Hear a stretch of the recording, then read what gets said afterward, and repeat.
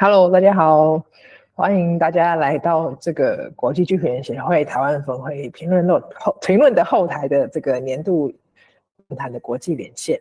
那大家好，我是今天的主持人，我是魏婉容，我是这个剧评协会台湾分会的理事长。那今天我们很荣幸请到来自科索沃的大来宾Jeton Neziraj can you wave at us? Hi Jeton。所以我们今天很高兴请到 Jeton， 然后也这个来跟我们聊一聊这个科索沃跟的这个剧场跟他的评论。那除了 Jeton 之外，我们有请到2022年有去过科索沃的剧评人协会台湾分会的秘书长Pei-wei，跟大家挥个手吧。好，那今天的场次呢，这个当然谢谢大家在礼拜天的下午来参加这个线上的论坛。那今天的场次会有逐步的口译，那我们的这个优秀的口译的伙伴，这个一诺也在线上。一诺，请。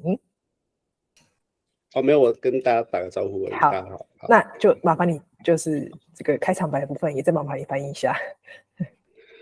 So hello everyone and welcome to the 5th annual international connection discussion here with IATC Taiwan. So I'm the director Wei Wan-jung, and then also we're very glad to have invited the artistic director of Qendra Multimedia based in Kosovo, Jeton Neziraj, and as well as Pei-wei who visited Kosovo in 2020, I believe.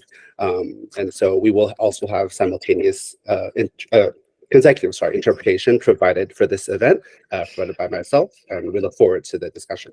Right, 所以一些这个在我们正式进入大讨论之前呢，有一些这个 housekeeping 的事情要跟大家说。就等一下我们有2个小时的时间，但是因为我们是逐步口译，所以实际上的讨论时间不会达到2个小时。所以呢，如果各位有什么问题的话，在2位讲者讲话的过程当中，如果你有问题的话，欢迎就是写在 chat 底下。那如果你是看直播的朋友，也可以在直播底下留言，我们的工作伙伴会把问题汇整给我。那最后呢，我们约莫会有20分钟的 Q&A 的时间，在那个时间你也可以举起你的数位手，就是如果那个时间有问题的话，也是在 Q&A 的时间可以跟我们参与讨论这样。So a few housekeeping items before we move on to the full event. Even though the event lasts 2 hours because of the interpretation element, the questioning part will not be the full 2 hours. So if you have any questions, feel free to leave them in the chat box on Google Meet. And as well, we will have a full 20-minute Q&A session at the end of the event where your questions can be taken up. And you can leave them on if you're watching the YouTube live stream, you could leave them on the chat box in the YouTube live stream as well. 谢谢。那接下来，因为这个Jeton有帮我们准备一个蛮厉害的这个短影片，在介绍科索沃的剧场的发展。那我们接下来就是先从Jeton的影片开始，好吗？那我们影片先走。Hello everybody. I'm happy to have this presentation for the members of the International Association of Theatre Critics in Taiwan, as well as other audience members that will watch it. My name is Jeton Neziraj, and I am playwright and artistic director of Qendra Multimedia, a theatre organization based in Pristina, Kosovo. Today I'm going to briefly talk about the theatre scene in Kosovo and in the region of Southeastern Europe, but I hope I can continue this dialogue and conversation with you in the upcoming months and years. Kosovo's theatre started quite late. The first plays by Albanian authors from Kosovo were written only after the Second World War. Theatres at that period gathered enthusiastic amateurs, while the performances at that initial phase were mainly concerned with themes of the partisan war and the reconstruction of the socialist country that was Yugoslavia and which no longer exists. So Kosovo was part of this former Yugoslavia as one of the 8 constitutional republics and territories. The beginning of the disintegration of Yugoslavia started in Kosovo in the late 80s. Political demands for freedom and equality made by Kosovo Albanians were violently suppressed by the Serbian authorities. In the early 90s, Serbia, led by the dictator Milosevic, was sending police and military forces to Kosovo to suppress the demands of Kosovo Albanians. At the beginning of the 90s, Albanian school children and university students were expelled from school buildings because they refused to follow the curriculum imposed by the Serbian Milosevic regime of that period. This was a time of big division between Albanian and Serbian society in Kosovo. Statistically, Albanians constituted a little over 90% of Kosovo population, Serbs only about 7%, yet the minority had control and were controlling all the public institutions, including the theaters. The majority of theaters were either closed or placed under the management of Milosevic officials, while most of the Albanian actors and other creative staff, technical staff, were fired from those theaters. For almost 10 years, these theaters produced only a few plays in Albanian. Basically, theater was no longer existing for that period of 10 years. The 90s were not the best time for the theater. They were the years when war fever gripped us all. The wars of the former Yugoslavia had begun, first in Bosnia and Herzegovina and then in Croatia. And in Kosovo, the violence and oppression of the Serbian regime against Albanians was unbearable. We did our theater studies in private houses after Milosevic functionaries had expelled us from public university buildings. We were not just symbolically, but also practically a parallel generation, even a parallel society. The cultural history of Kosovo between 92 and 99 might be best reflected by the example of the Dodona Theatre, a very small theater for children and young people founded in 92 and located in suburbs of Pristina. Until 99, Dodona Theatre was the only cultural institution in Kosovo that could operate for an Albanian audience. In the atmosphere of violence that prevailed outside, the Dodona Theatre remained a small oasis, a space where people could breathe freely and feel human dignity, a space where some type of spiritual resistance was performed and practiced. So this theater was producing for all ages and for different people, starting from children, but also a place for adults, and also was organizing several other cultural events, including book promotions, exhibitions. So it became a real hub for the culture, for the Albanian culture in that period. During the war in 98-99, most of the artists who had worked in theaters in Kosovo were forcibly expelled from Kosovo, as were about 1 million Kosovo Albanians. So artists, majority of them were living as refugees in refugee camps in Macedonia or in Albania. After the war in 99, when the war was ended, Albanian population, Albanian refugees started to return home, and so it was the same with the theater artists. So they started to come back to their homes and they started to build their cultural institutions, including theaters. Theater infrastructure was damaged heavily, including the building of the National Theater that was destroyed because of the bombs that were thrown nearby in the city. After the war, theater in Kosovo played an important role. In several cases, it produced and initiated substantial debates about Kosovo society and politics. Some of the plays about identity, multiculturalism, Serb-Albanian dialogue and reconciliation, war crimes or corruption have initiated strong debates within intellectual circles in Kosovo, and as a result, the theater has become a powerful promoter of democratic development of the country. One of the few independent theater companies that has continuously produced plays during these 20 years after the war in Kosovo is Qendra Multimedia. Today, Qendra Multimedia, it is considered as one of the most successful independent companies in the Southeastern Europe. Qendra has carried out dozens of important theatrical projects, collaborating and co-producing plays with internationally renowned theaters, including La Mama in New York, Volksbühne in Berlin, and several other theaters and festivals across Europe. Qendra multimedia performances have been touring to over 100 festivals and theaters in Europe and in the USA.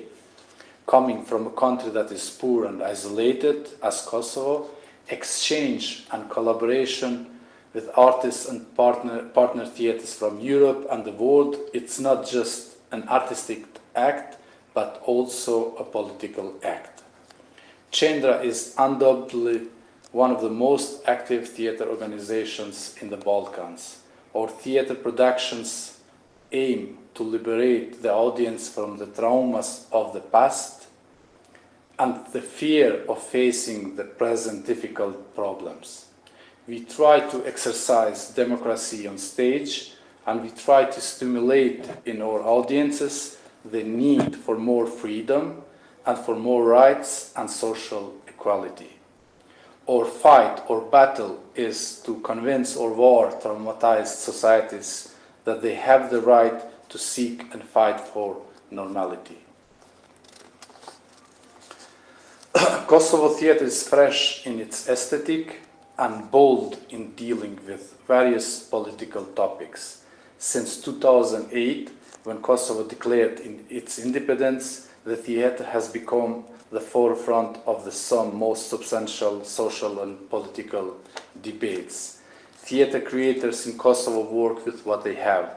First of all, they use original stories, but also the power of the actors. So I have to admit that we have wonderful actors. We simply focus on political topics, on Kosovo or European topics, and we tell them on our own way, straightforwardly, with a lot of humor, and often politically incorrect.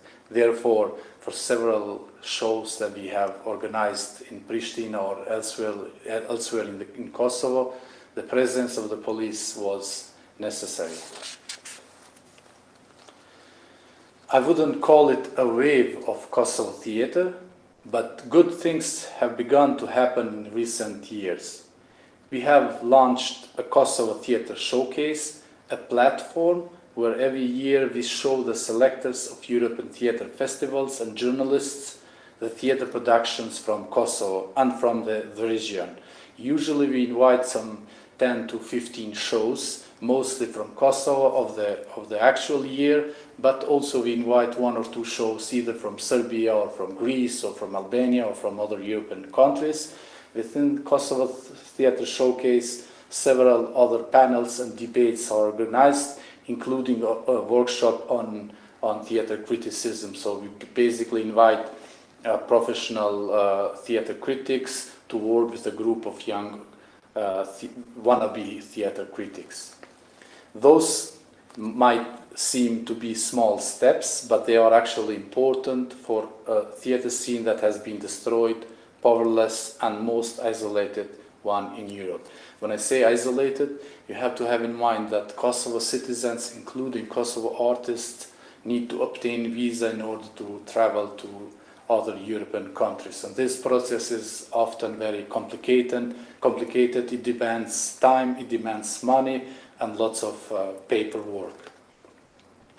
Those last years, several theaters in Kosovo started organizing this Kosovo Theater Showcase. It is a joint cooperation of Qendra Multimedia and several other theaters in Kosovo.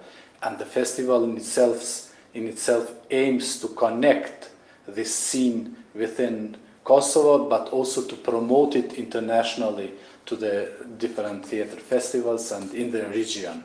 We believe that European theater can learn and benefit from the vitality and freshness of Kosovo theater. And the result of this showcase are there, very visible. Dozens of articles and reviews have been written in the international press. Many invitations by different festivals have been received, and several cooperations have been initiated, either within local artists or in relation to the international scene. In the last edition, we hosted around 70 international guests, while this edition of 2023, we expect to have around 130 international guests. And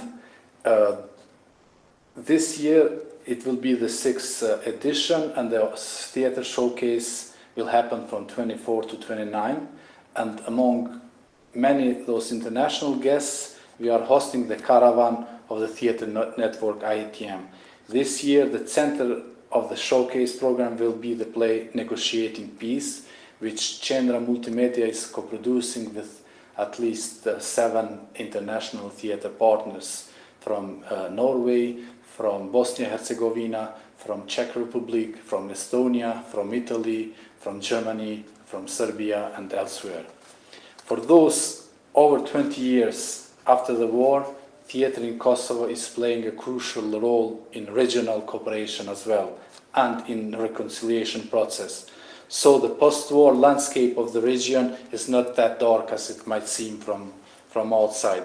Dozens of excellent theater initiatives have been realized between Serbian and Albanian artists, which have contributed to the peace between those two peoples, to the creation of a more tolerant climate, and in general to the social and political emancipation of both Albanian and Serbian societies in Kosovo and in Serbia. Of course, the trumpets of the blind nationalists have constantly echoed in opposition to those regional initiatives and this cultural dialogue that was initiated between Kosovo and Serbian artists after the war. In many cases, the police presence was needed when guest performances from Kosovo were presented in Serbia or vice versa. Most politicians, of course, they were not interested in cooperation or in this type of regional cooperation or in any kind of cooperation that could bring normality and long-term peace. But the good news is that more people in Kosovo, in Serbia, in Croatia, Bosnia and Herzegovina, and in the region are understanding that, are beginning to realize that their enemies are not Serbs, not Albanians or Croats, but the common enemy is the corrupt political class and the nationalists that, of course, are active in all those countries of former Yugoslavia. So to conclude, during the over 70 years of its existence, theater in Kosovo has played an extraordinary cultural, social, and political role. It remains the most convincing and accurate chronicle of the development of society and the precise examiner of the dramas and traumas of this society.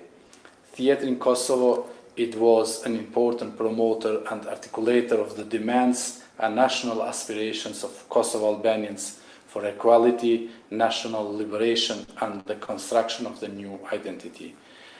I would warmly invite all of you to come and be our guest at the Kosovo Theatre Showcase in October 2023, as well as I warmly invite you to look at the webpage of Qendra Multimedia, as well as at the webpage of C-Stage platform, a newly initiative in which we launched a year ago, through which we are trying to connect the regional scene and to enable regional artists to communicate with each other and promote this scene locally, regionally, and internationally. The C-Stage platform is all in English, and you can find excellent materials in there on the theater scenes of Serbia, of Croatia, of Kosovo. Thank you very much. 好，我要这个虽然这个影片我已经看了3次哈，每次看的时候还是会不自主的一直点头。那我想，政治上来说，文化上政治上来说，科索沃跟台湾其实有很多很相似的地方。那这个也在提醒大家，我们这个场次的论坛是会有直播，然后会有录影的，就是有来这个进到会议室的朋友，我们是有录影有直播的哈。那这个亚晨刚刚有提到这个他们的 Theater Showcase， 在我的眼中这是一个很成功的这个国际合作的做法，也就是说他们每一年去邀请这个国际的剧评人们去到科索沃，那真的跟科索沃当地的剧场做交流。那刚刚大家影片如果专心看的话，还有提到说去年有70位去到科索沃的 Theater Showcase， 很高兴我们今天有来请到其中有去过科索沃的其中一位这佩卫在现场啊。在此之前，就是要先转接给这个一诺帮我们翻译一下。Okay, so I've seen this video 3 times, but every time I find myself nodding along because actually politically, Kosovo and Taiwan share a lot of similarities on the international stage. And a kindly reminder that this meeting is recorded and is also being live streamed for anyone who's coming in a little bit later. And the Kosovo Theater Showcase described by Jeton is actually a very successful experiment in the way that international critics are able to come to Kosovo and have interaction with the local theater scene. And if you guys were paying attention, you remember that there were 70 guests that were invited to last year's showcase, and we have one of them with us here, Pei-wei. 好，那这个接下来我们就把时间交给佩卫，让佩卫分享一下他在科索沃的经验。那这个时间交给佩卫，佩卫请。好，谢谢大家哦。很多人有一些朋友是为了听巴尔干半岛旅游资讯来的，那我希望可以提供一点点。那是不是可以请义仔先帮我放投影片的部分？我就依着投影片来讲，这样会比较清楚。好，谢谢。一诺，我是不是讲2张我就停一下？哦，也可以，顺着讲就可以了。好，顺着讲，你觉得要停了你就告诉我。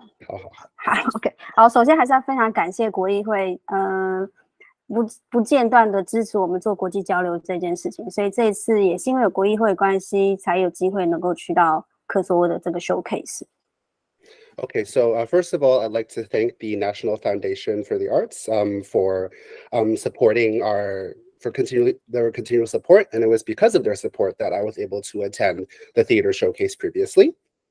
好，请下一张。好，在此之前呢，跟大家提一下前提为什么会科索沃呢？再往前拉1年，就是在2017年，剧评人协会重新成立的时候，剧评人协会台湾分会的重新成立，很重要的一个意义就是我们重新得到国际的资讯。有很多国际的邀约、艺术节的邀请都会来到我们的信箱里面。那我们第一个得到的其实是乔治亚的提比里斯艺术节，也是一个 showcase。2017年的时候，你诺。Okay, so prior to my trip to Kosovo, I'd like to describe the situation in 2017 when IATC Taiwan was reestablished. At that point, we received a lot of support and invitations from the international theater community. And one of the first invitations that came in was this Georgian showcase program, the Tbilisi International Festival of Theater in 20. 很可惜的是呢，2017年那一年，虽然我们得到了乔治亚的邀请，也得到国议会的支持了，但是我最后没有去到，因为乔治亚不发给台湾人签证，就是对他们而言，我们不是一个国家，所以其实会联动到稍后我会提出的一些问题给Jeton。所以当年我失败了，就是我没有去到科索沃，没有去到乔治亚。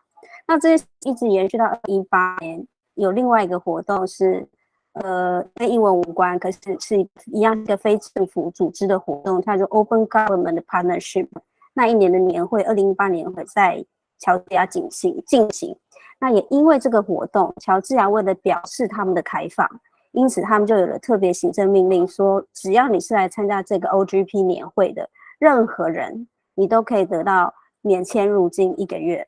而且在官网上面，因为我现在已经找不到那个讯息了，特别注明了。包括台湾以及科索沃，那时候科索沃这个字眼就留下了非常重要的印象。So unfortunately, even though I had the support of the NFA, the National Foundation, for my trip in 2017, I was unable to attend because of visa issues. So Georgia would not give me a visa because they didn't recognize Taiwan as a country. And so I failed to visit Georgia at that time.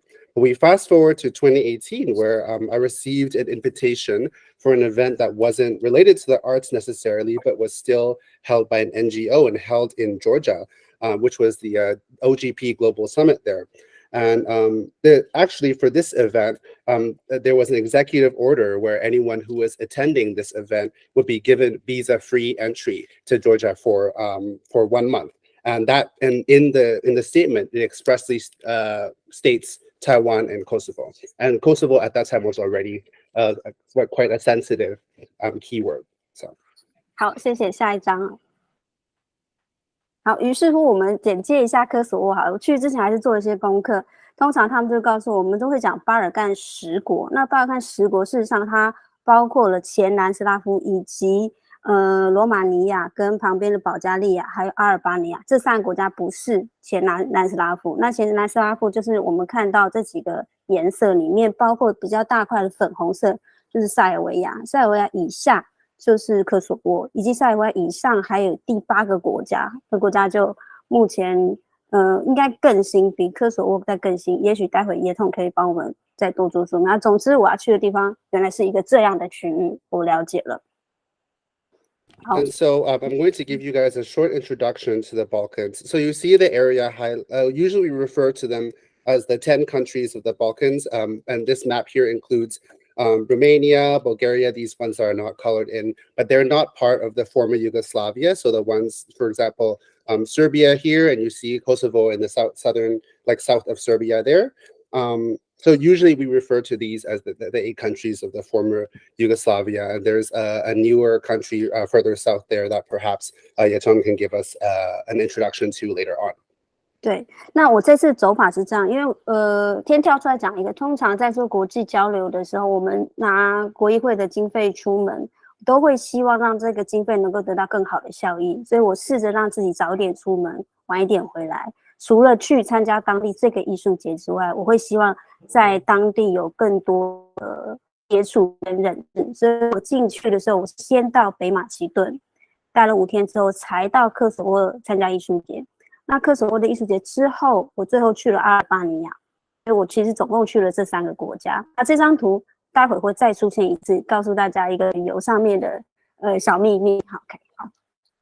Okay, and so usually for this sort of international interaction, we hope to make the grant money, the funds go as far as they can. I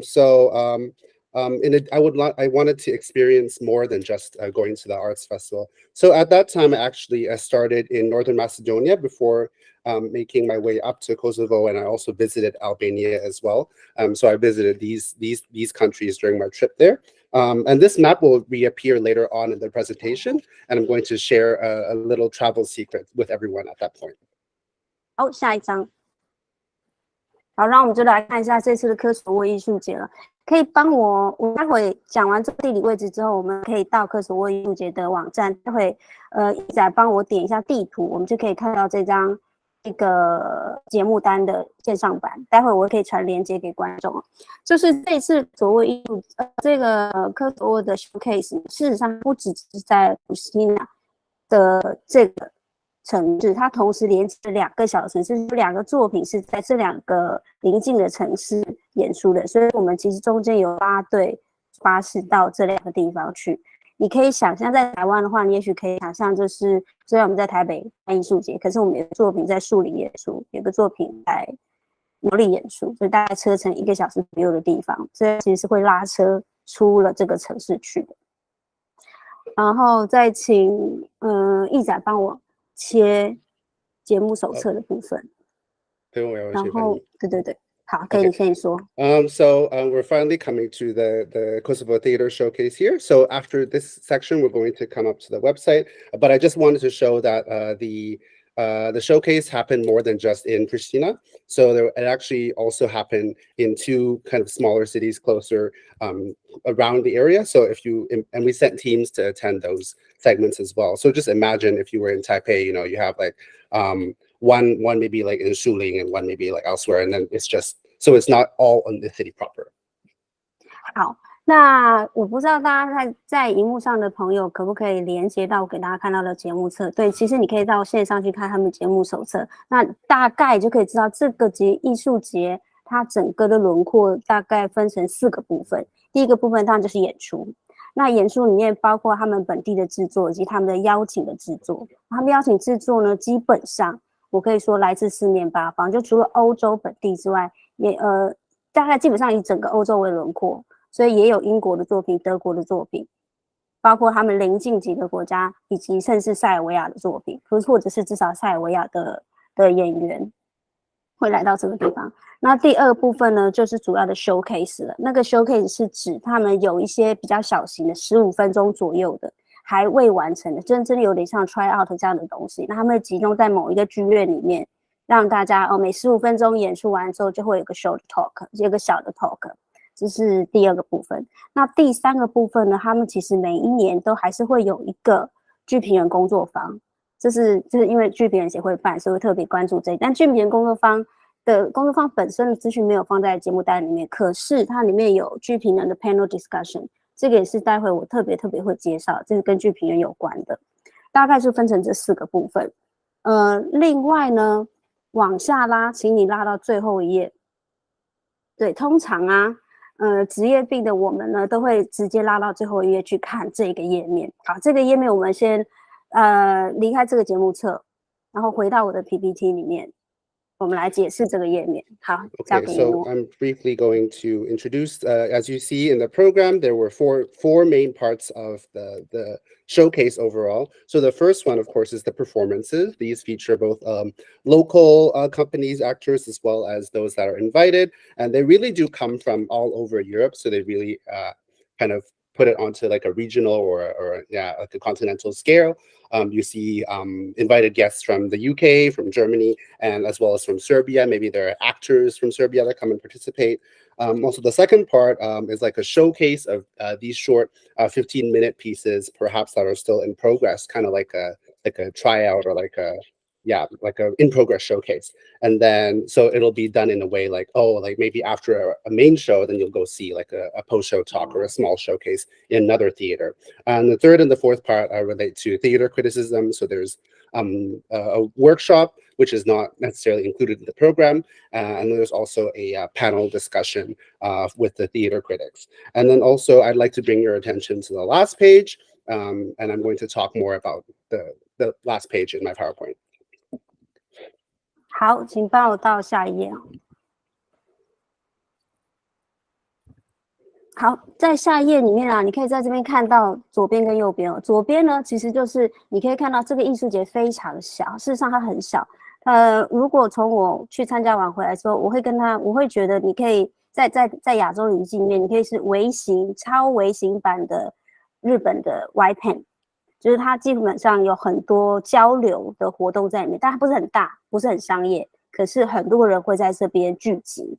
哪些人？就是不知道大家看不看得清楚，这是他们去年的 guest 的名单，就是说70几位的 guest 来自于这几个国家。而这个的今年的前一年2021年疫情正盛的时候，他们还是办实体活动，虽然那一年就有30几个的来宾，但今年是70几个，明年据说是130多个。这是他们来宾的组成。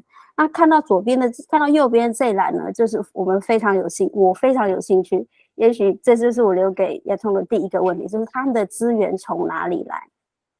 前面你看到他的合作单位，就是刚才提到的几个合作的剧院，这也是待会我会跟大家介绍，就是这3个城市联合起来，这几个剧院是他们主要的合作伙伴。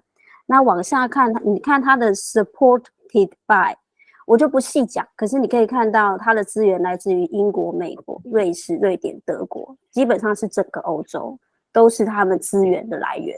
如果你再仔细追进去，这一些基金会也好，或是这些补助的组织机构也好，他们都有还蛮明确的定位于我要补助什么事情。所以我其实很好奇的，对Jeton来说，他怎么去得到这些补助的？里面一整个看下来，其实只有一个，就是中间那一排的最左边是科索沃的文化部。那科索沃文化部他们把文化、青年跟运动放在一个部门里面。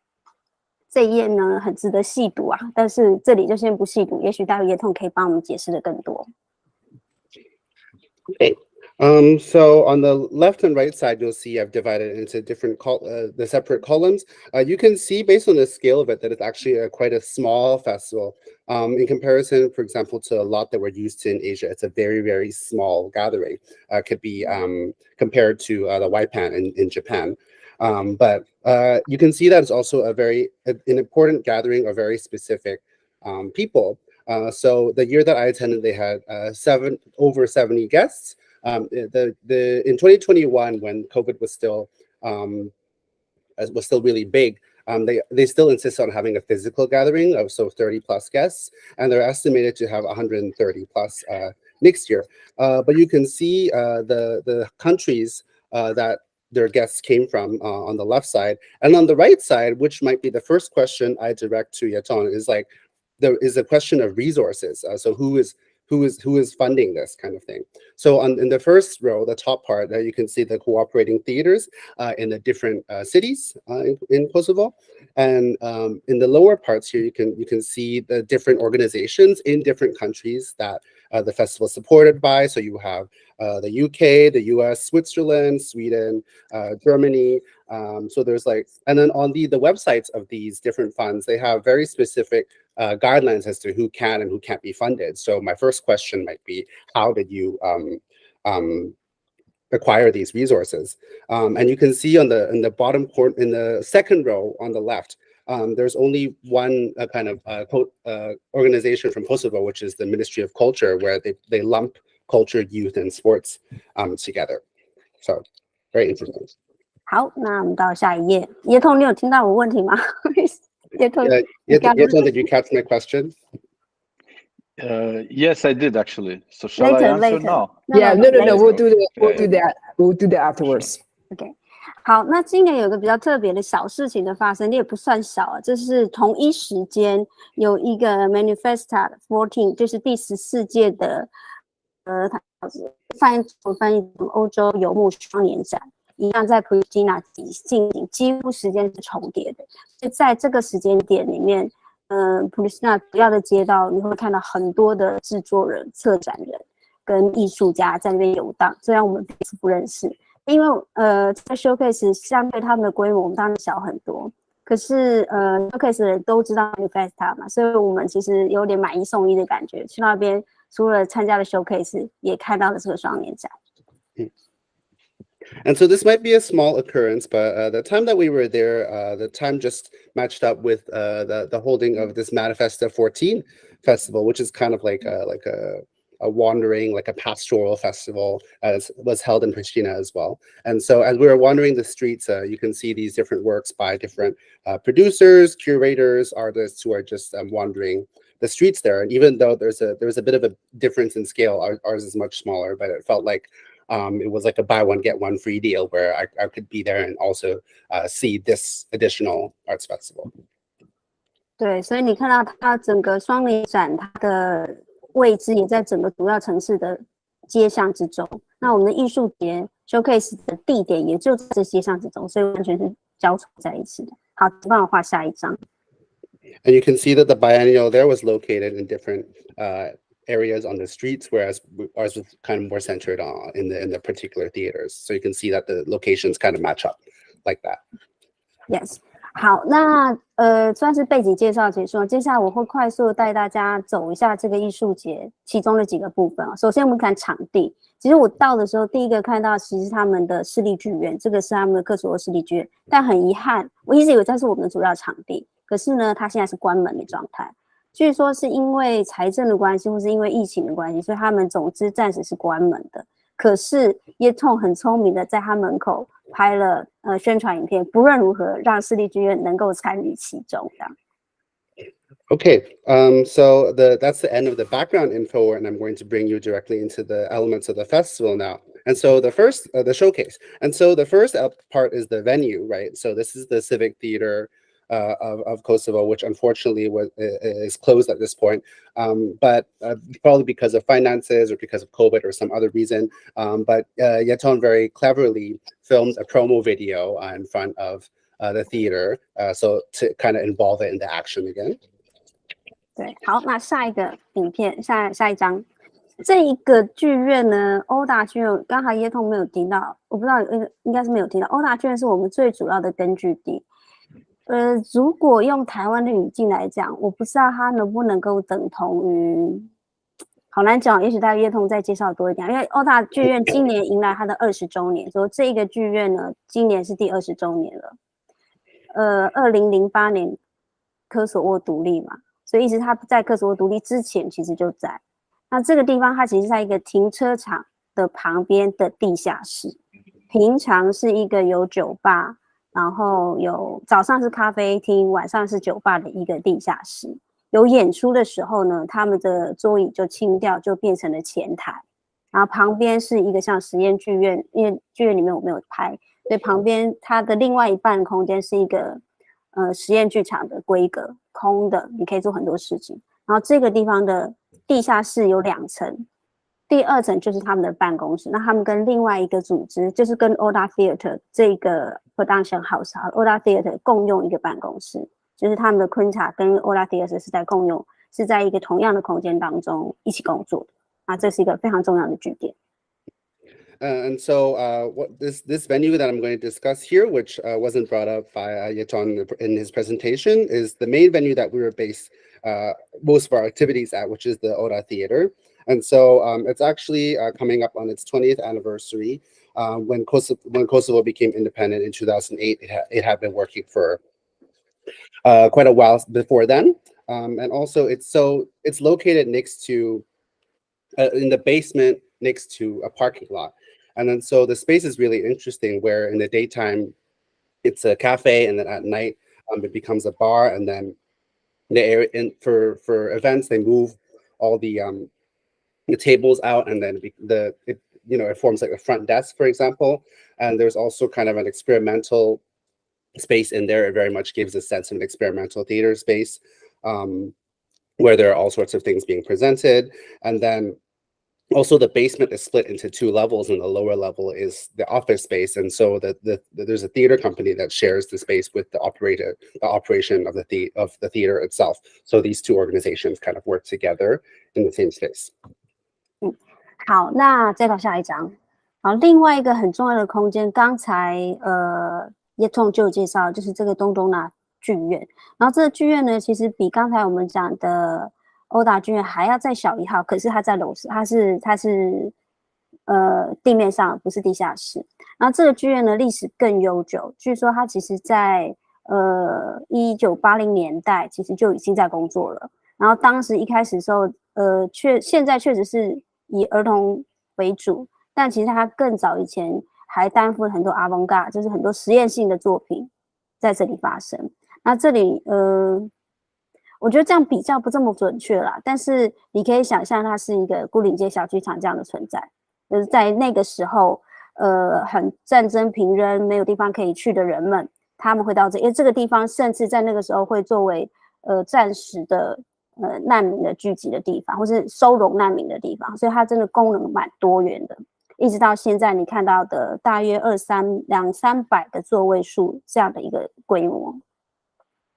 Okay, and this space that I'm going to mention here, which was brought up in the presentation, is the Dodona Theater. So it's an even smaller space than the previous one, but it's above ground, and actually its history is even longer. It's been in operation since the 1980s. Even though it's now a children's theater, it was responsible for a lot of avant-garde works in the past. So in terms of Taiwan, it might not be a super accurate representation, but it could be compared to the Guilin Street Theater. So for people who, for example, were fatigued from the war and stuff like that, they could come in and they could have a space. And it also served as a refugee center in certain instances. So it was very multi-use, and it's survived until now with its 200 to 300 seat capacity. So 好，那我们再到下一页啊。好，下一页我要开始准备讲这一年的节目作品了。但今年节目作品我不会讲很多，最主要还是回到我们评论相关的事情上面，因为节目其实你可以在节目册当中看到。请帮我翻下一页，对，就在这里哈。但是我在讲2022年之前，我们回到2021年，就是这个2021年的节目手册呢，我也连接给大家。在这里面有一个非常非常重要的作品，是第一眼吸引我的好奇，是为什么我第一页讲到那个 visa issue， 就是跟护照有关的事情，跟签证有关的事情，连接到这个2021年showcase 他们做了一个 program， 这是关于这个 visa free program。那 visa free program 是2021年的作品，待会我想请给叶通第二问题，也就是这个作品当年他们的想法是什么？因为在这个组数里面可以看到，其实科索沃的护照并不好用，就是他们能够去的地方很少，现在可能比较多了，可是呢仍然不太好用。如果我印象没有错，他们甚至有些人是必须要有2本护照的，就是你要去走远一点地方的时候，你可能用的是阿尔巴尼亚护照，否则的话你很难走得很远。所以呢，基于这样的理由，他们在那一年就做了一个这个企划 Visa Free。既然我科索沃人出不去，那我就把你们请进来吧，因为任何人去到科索沃都很方便，所以就有了这个计划。在2021年的时候，主要的邀请的标准也就是跟科索沃有关系的剧院。那简单来讲，就是那个剧团里面有科索沃关系，有科索沃人。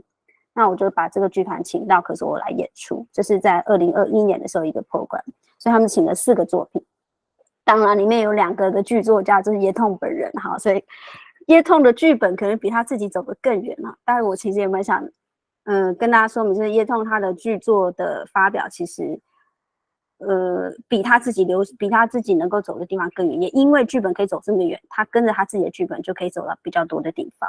好，这是2021年的一个主要的作品。那再到下一章。Okay, so I'm going to talk a little bit about this year's the year 2022's main program. I'm just going to talk really briefly about it before I focus on the criticism. But I'm going back to 2021, and I sent the link to the program to everybody.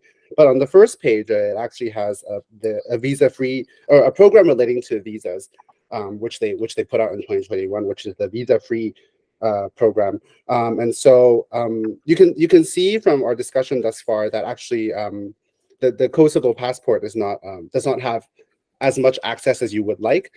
For some people from Kosovo, or some Kosovars, they actually have 2 passports. So if you want to go further away from Kosovo, then you have to use, for example, your Albanian an Albanian passport. And so this project was kind of to and it actually this kind of comprises my second question to Jeton, is what were your thoughts behind this project and yeah, these works here, and so we invited and so at that time they invited these 4 works from different theaters with a connection to Kosovo, and by a connection, what this means is they have someone from Kosovo in their company, and actually the 2 of those works are scripts written by Jeton himself, and you can see that Jeton's scripts have almost a greater circulation than Jeton himself, or sometimes Jeton is able to follow his scripts and go to farther places because of the circulation. So. 好，那我们到下一章。今年的作品呢，我大概只会介绍2个，就是稍后的2个。那很重要的一个，因为是剧评人协会，所以呢，我介绍里面其中最重要的，我个人看来最重要当然就是这2个评论的 panel discussion 这样。那这个呢，它甚至也有在 YT 上，在 YouTube 上面有全文的连结，稍后我会贴给观众。主要跟大家说明这2个讲座，它蛮重要，对我自己来说是一个勇于批判自己的2个讲座。你看它的题目其实都还蛮有火花的哈，就是或者是就是蛮自砍3刀的。其实你自己在批判你自己。比如说第一个题目，它讲的其实是评论人能够拯救剧场嘛，还是剧场能够拯救评论嘛，然后互相拯救嘛。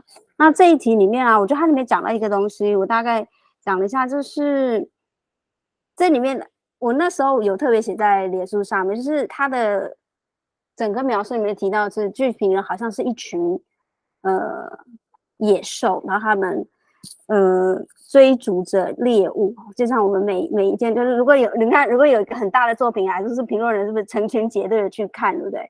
看完之后我们就成群结队的写评论，就是这其实是我们可以有感的一个活动嘛。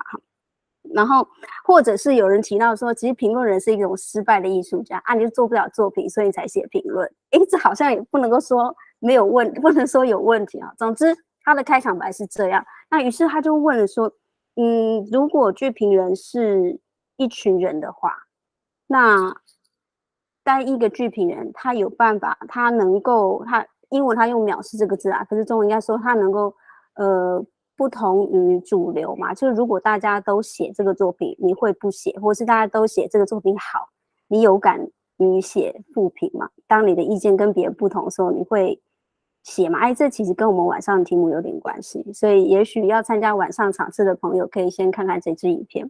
那他提到了一个例子，就是在英国曾经当年，比如说像品特的生日派对，或者是像贝克特等待果陀刚出来的时候，其实是被骂翻了，其实评价是不好的。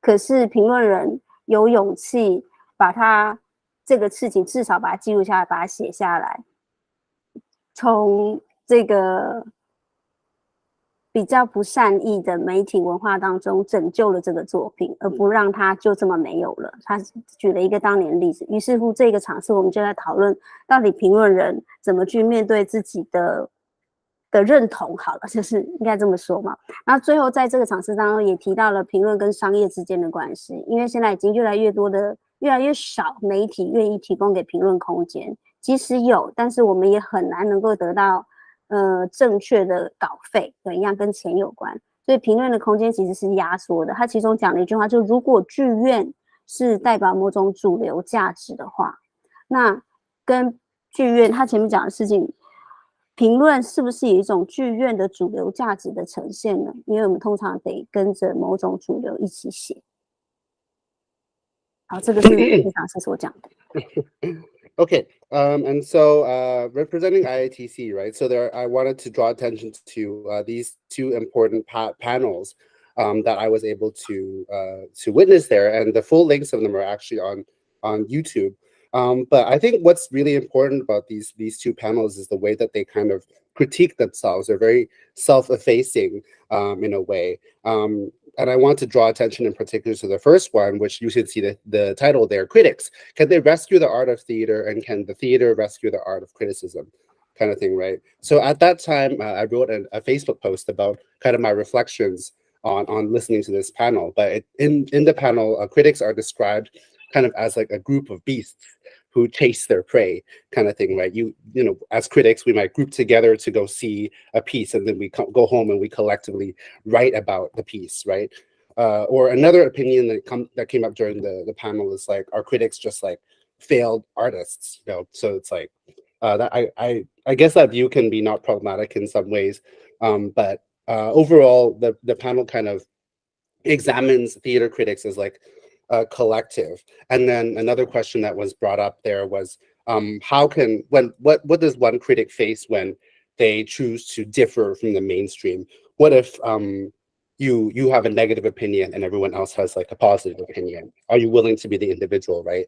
And there were two cases that were brought up during that panel, which is a Birthday Party by Harold Pinter, as well as Waiting for Godot. And so these two works at the time, they were critically panned, but it was actually the record and the bravery of the critics at that time to record this negative reaction that actually kind of saved and memorialized these works out of a negative media environment, kind of thing, right? And then finally, another element that was brought up during the panel was the way that kind of the commercial element and the arts are kind of tied together, and how these affect theater criticism as well.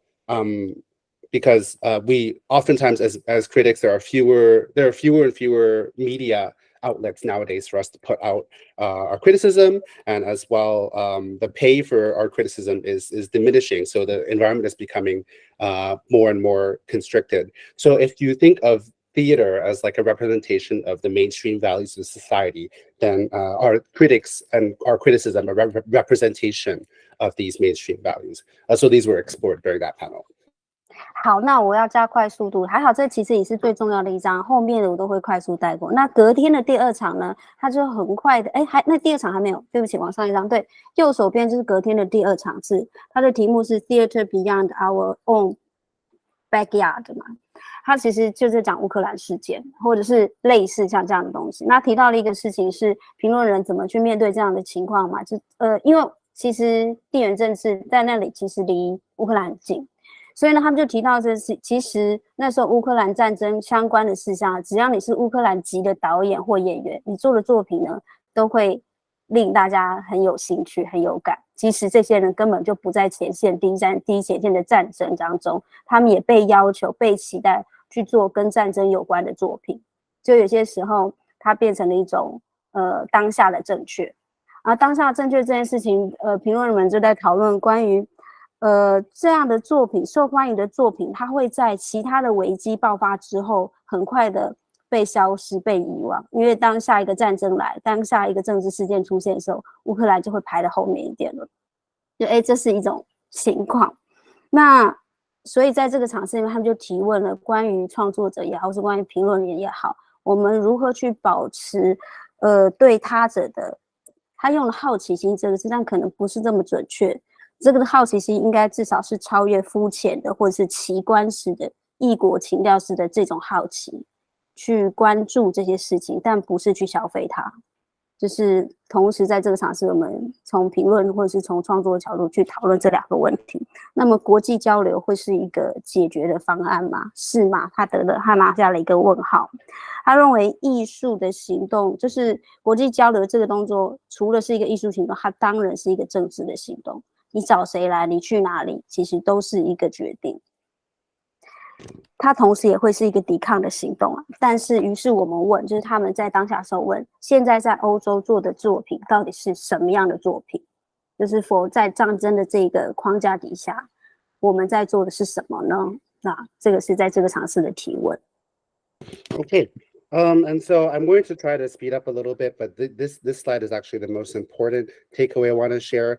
The second panel on the left there kind of is responding to how critics should face the Ukraine crisis, right? So theater beyond our own backyard, and geopolitically, because of the Kosovo is actually there's some proximity with Ukraine as well, and what they observed during the panel was that a lot of directors who are Ukrainian during this time, actually the attention will be drawn to them to kind of produce something that's related to the war, even if they're not, on the front line or whatever.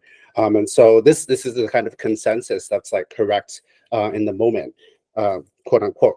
And then so the observation was that eventually these crises and these works that are produced under these crises will be forgotten once a new headline kind of comes up, right? And so this panel really brought up this question to creators and to critics alike as to how to maintain a curiosity towards the other. I don't necessarily agree with this phrasing. It should be something that's past a superficial or exoticizing kind of curiosity.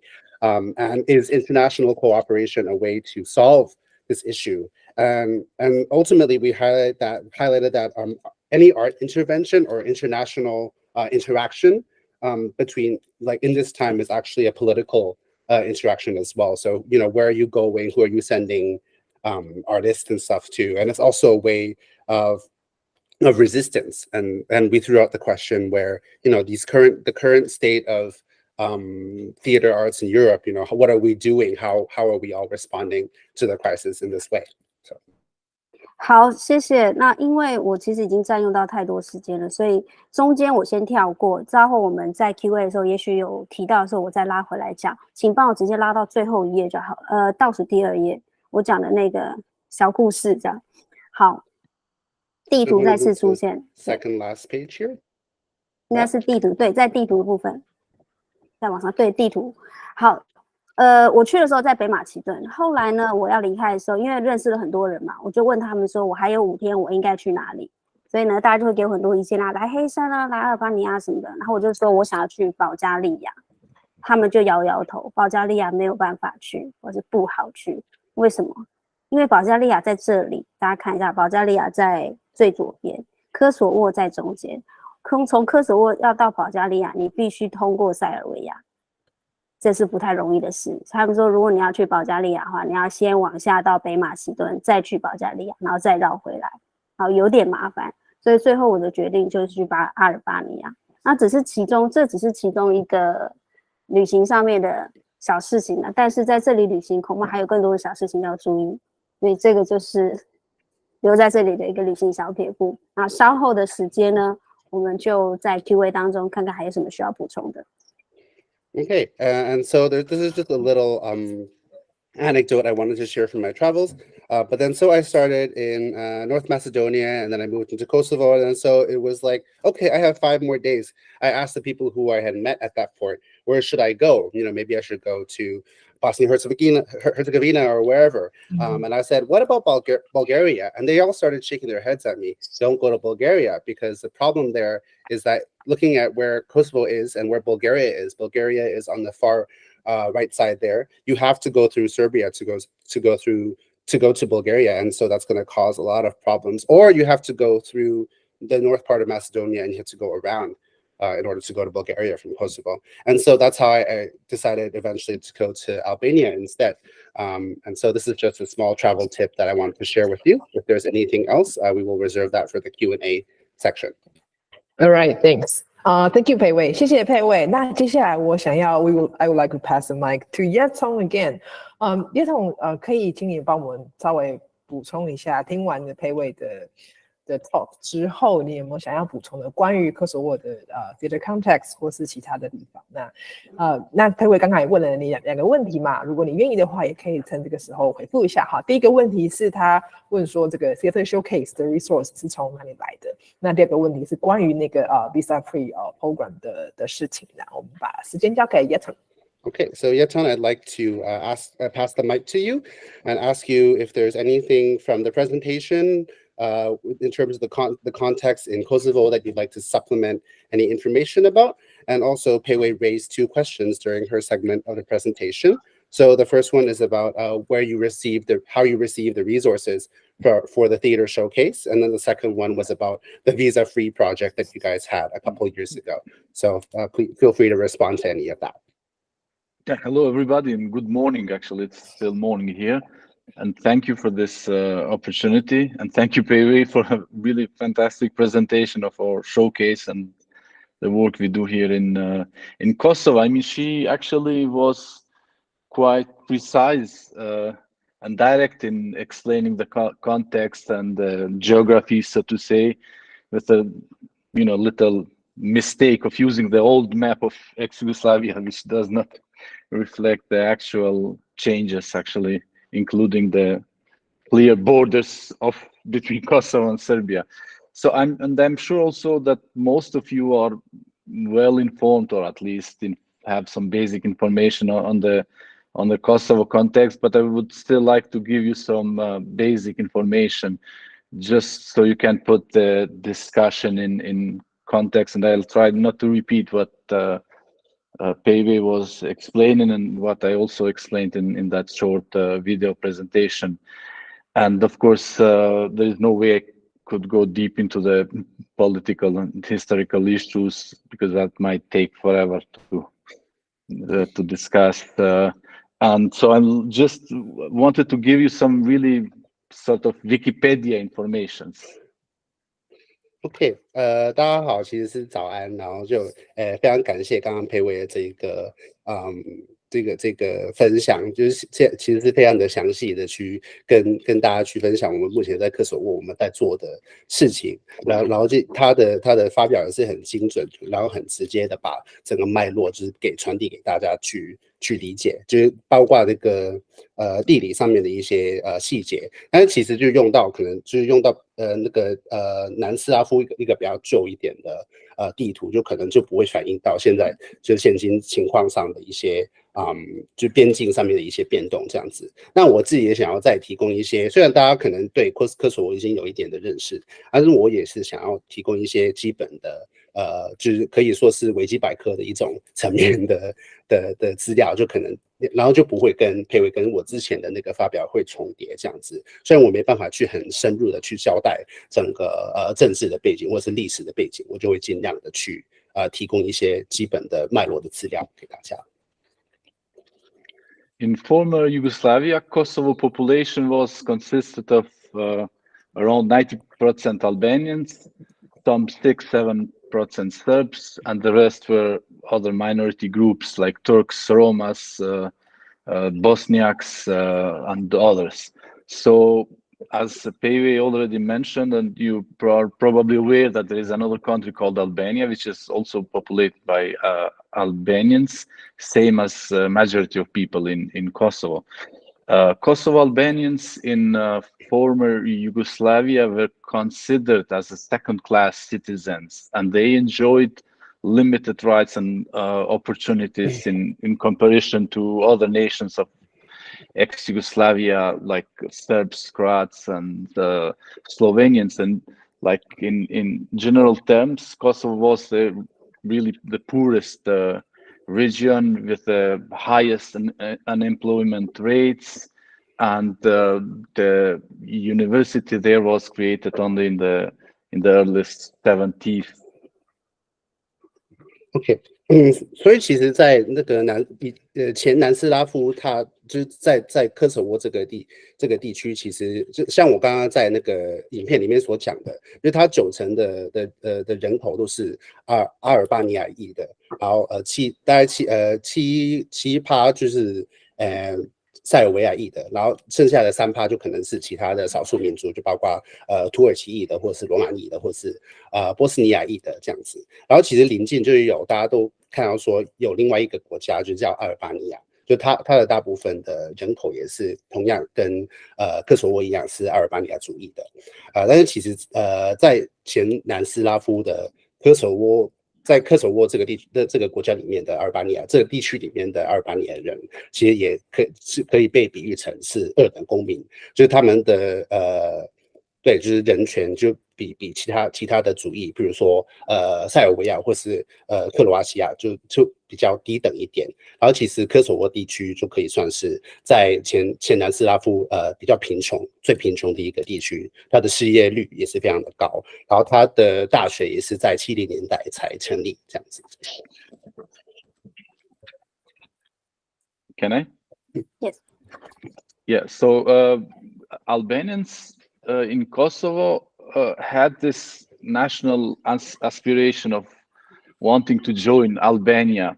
It's, another story how Kosovo remained part of ex-Yugoslavia, but the national aspiration was that Kosovo joins Albania, and I'm referring mostly to the 60s and 70s. And in that period of time, Albanians in Kosovo were denied of any form of connection with Albania and any kind of promotion of the so-called Albanian values. So whatever in that direction was created or done was treated by the Yugoslav state as a sort of separatist and irredentist behavior.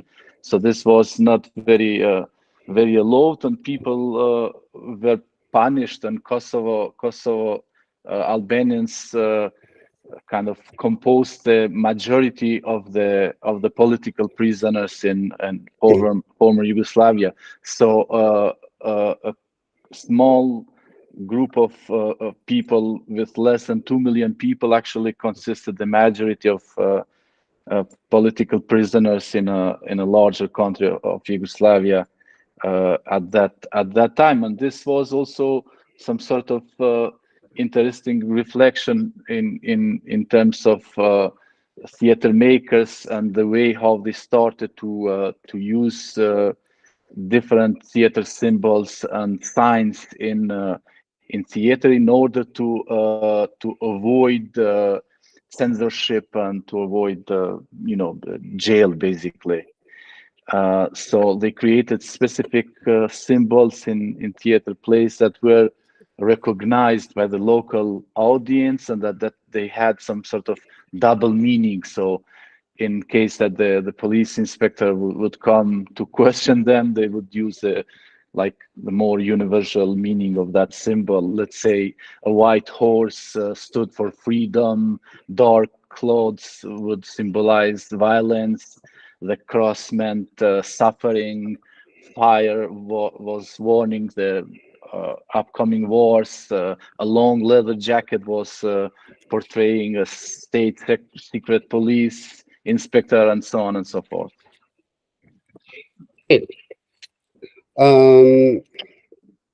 所以其实当时对于在科索沃的阿尔巴尼亚裔，他们其实有一个很大的憧憬，就是想要加入，就是其中一个路线就是有些人是想要待在前南斯拉夫，但是最大部分他们的路线就是想要加入阿尔巴尼亚这个地区这样子。然后在60、70年代，大概这个是大部分人的一个共识这样子。但是其实当时的在科索沃的阿尔巴尼亚人是被他们跟就是阿尔巴尼亚这个国家的联系是完全被断绝的。然后他就是在这个地区里边，他们对于推崇或者是就是让科索沃阿尔巴尼亚的一些价值的一些他的推崇是被禁止的。这样子，然后就是被前南斯拉夫这个政府被视为是分离主义或者是叛乱这样子，然后就被处罚。所以其实有一个现象就是说，在前南斯拉夫这个国家，大部分的就是虽然说科索沃阿尔巴尼亚籍是大概他们的人口构成是大概只有200万，而他们是在这个比较大一点的国家里面，他们在政治囚犯的比例是占比较多的。然后这个也是反映到当时的剧作家的一个现象，就是说他们如何去运用一些符征或者是象征去避过那个时候的审查系统，或者是避免坐牢这件事情。然后这些符号就可能是被当地的观众是有对他是有认知的。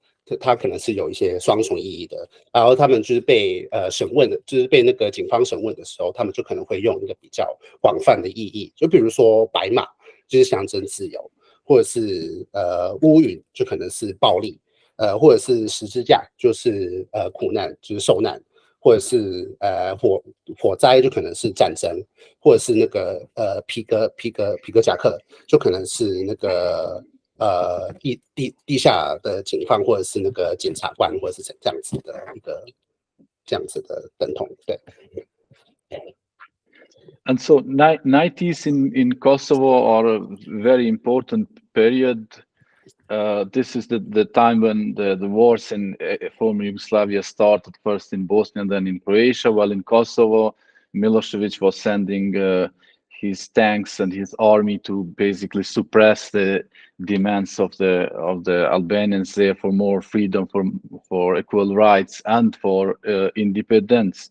So this is the time, you know, we lived in some sort of you know, very, I would say, not real war, but very difficult situation. And Pei-wei was showing you this little theater, Dodona theater, that is in a suburb of Pristina. And as a student, I remember we had to take side roads in order to go to that theater to watch shows. The quality of the theater at that time was quite poor because Albanian theater artists were not having any support at all. So basically they were creating with what they had, I mean, private costumes and everything else. But there was some sort of national mobilizations, so to say.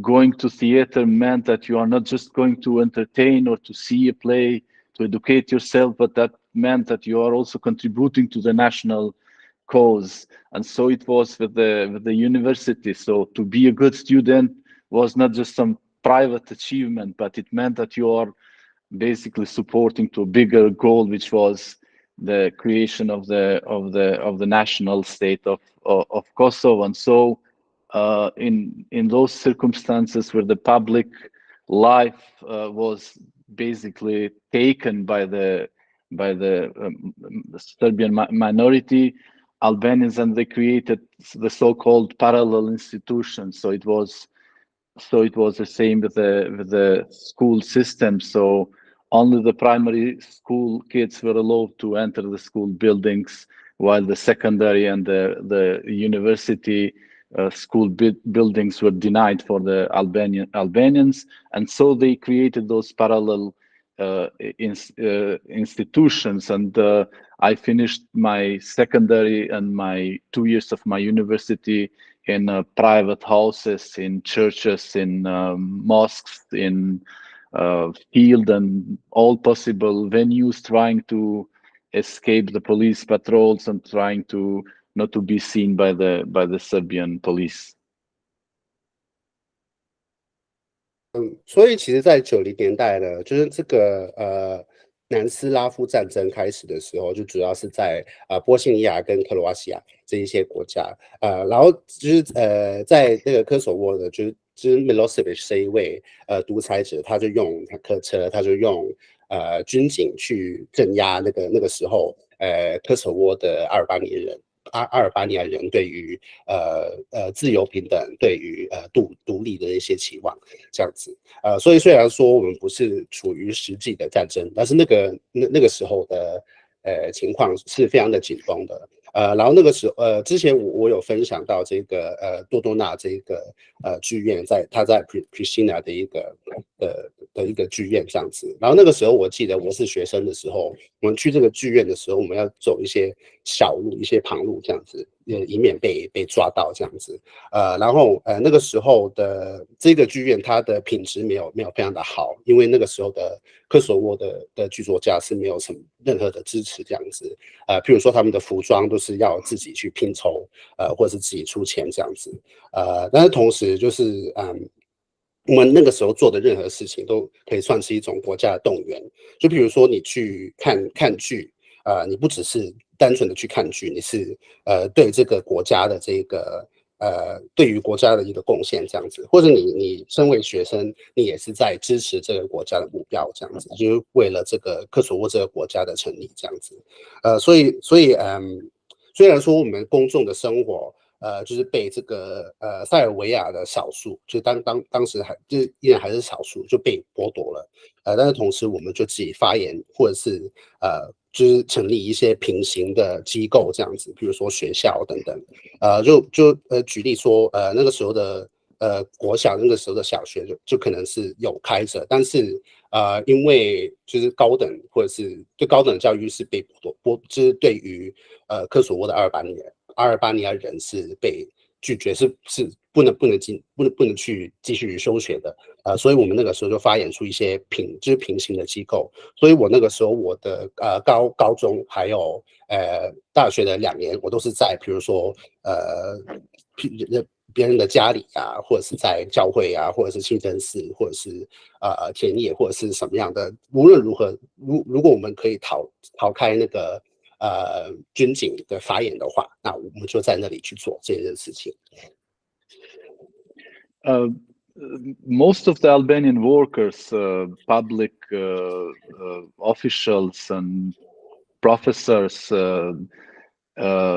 doctors, and like 90% of them, they were kicked out of their jobs, and so it was a very kind of dramatic period in terms of poverty.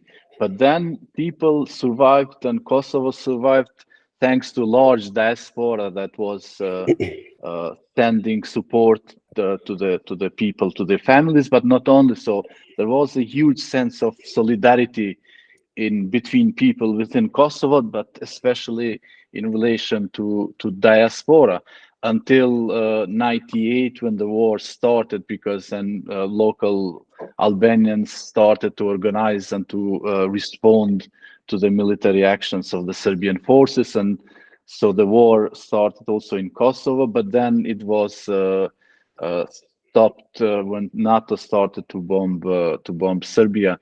And this is the biggest, I would say, historic change in Kosovo that happened in June 99, when Serbian army and police capitulated and withdrew from Kosovo and leaving the country to NATO troops and allowing around 1 million Albanian refugees to return in Kosovo. Around 15,000 people were killed during the war, and they estimate that around 20,000 women were raped. So the damages from the war, also it was very short, were quite high, but somehow people consider that we were lucky to have support of the NATO, led by, of course, Americans.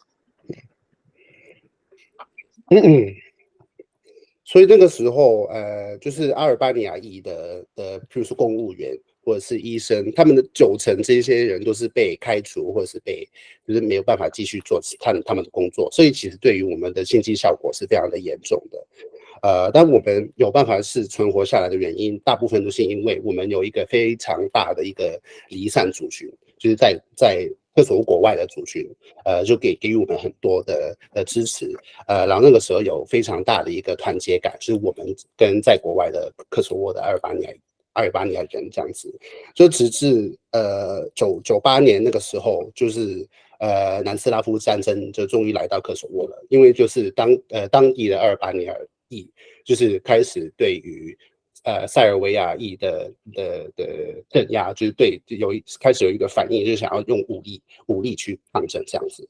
然后当时战争的停止，就是它停止的时候，就是那个北约组织就是来对于塞尔维亚进行这个轰炸的时候，就大概是99年的6月这样子。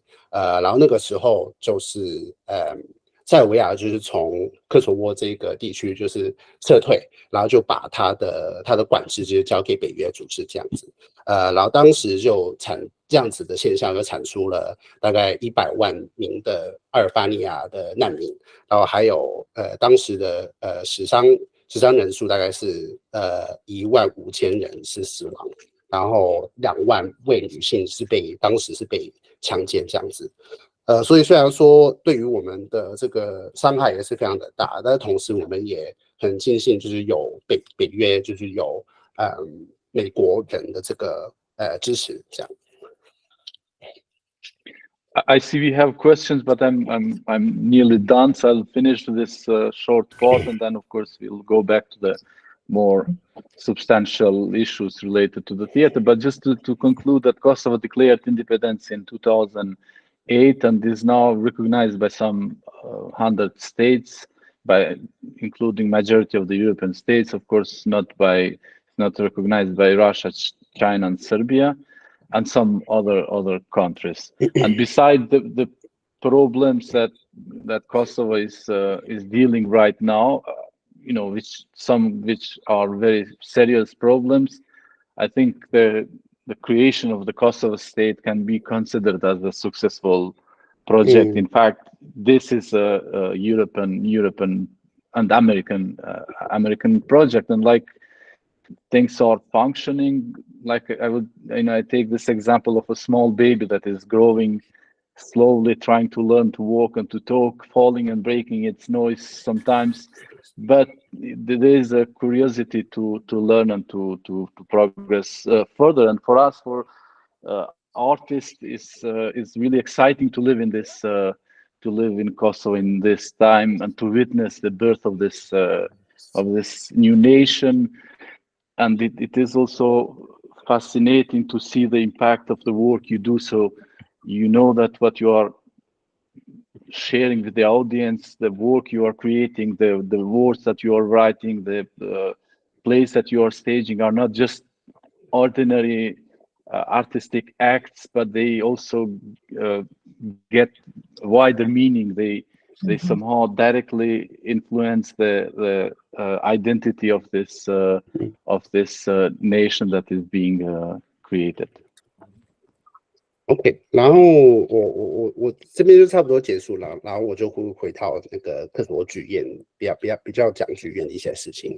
但是在2008年，科索沃就正式宣布独立这样子。然后到目前应该是有100多个国家，包括欧洲的大部分的国家是有承认科索沃这个国家，但是不承认的就包括俄罗斯或者是中国，或者是当然是塞尔维亚这一些然后同时科索沃的问题就是，当然你在成立一个新的国家的过程中会有一些问题，但是我还是觉得就有办法去做这件事情是一个成功的例子，这样子也非常的依靠欧洲跟美国的一些支持，去维系它的日常的运作这样子。我们可以比喻说，科索沃就好像一个婴儿，他学会去走路，然后他在学着的过程中，他可能会跌倒，但是最重要的是说，他有一个学习的好奇心，然后还有一个想要前进、想要往前走的一个的意愿这样子然后其实身为一个生活在科索沃的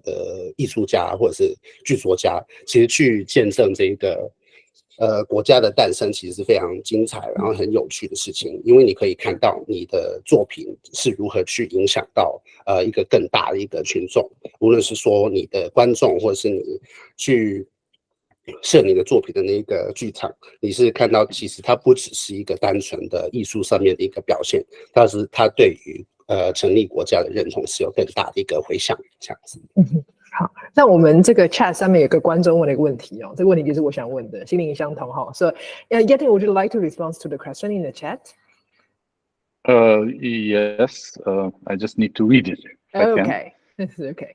好，那我可以中文讲一下因为这问题就问太好啦，因为我也想问这个问题基本上我们在这个影片当中有看到Jeton他有稍微带过说这个他在剧场中剧场作为这个实践民主的方式，那这个观众问题也回应到我一开始讲的，我想大家都感觉得出来科索沃跟台湾有很多相似的地方。那关于这个在这个寻找文化认同上剧场扮演了什么角色，那关于在这个我们如何在这个舞台上面或是运用艺术的方式实践民主，那关于我们怎么样去面对这个政治的话题，或是面对政治正确或政治不正确的议题，那我想要听听看这个观众提问，那我本人也很想要听听看这个Jeton的看法。All right, you have the floor. Okay, shall I? Or yes, do we go need ahead. to translate you? Okay. I did that already. Go. Okay, so the first part of the question is regarding Serb-Albanian conflict reconciliation and the activities related to that, as far as I can understand. So I have to let you know that since 2009, I and Qendra Multimedia were at this forefront of cultural cooperation or cultural dialogue, as we can call it, between Kosovo and Serbian artists. So we were the very first Kosovo artists to present or work in Serbia after the war, and we were the one who kind of initiated also literally exchange by translating books from Serbian authors to Kosovo, and vice versa, Kosovo authors to Serbia.